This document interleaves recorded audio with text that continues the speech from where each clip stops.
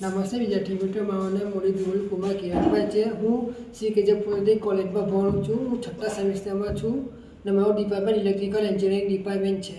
આજે આપણે godown wiring છે કેવી રીતે કરાય છે તે આપણે શીખીશું. આ જે છે તે L1 એ ગોડાઉન વાયરિંગનું જે છે ગોડાઉન 1, ગોડાઉન 2 અને ગોડાઉન 3 છે. આ જ્યારે મારે ગોડાઉન 1માં જ્યાં કામ કરવાનું હોય ત્યારે આ ચાલુ કરવાનું, અને જ્યાં કામ પતે ત્યાર પછી આમાં જ્યારે ગોડાઉન 2માં જઈને ચાલુ કરવાનું. પછી ગોડાઉન 3માં આપણે એને પ્રેક્ટિકલી શીખીએ.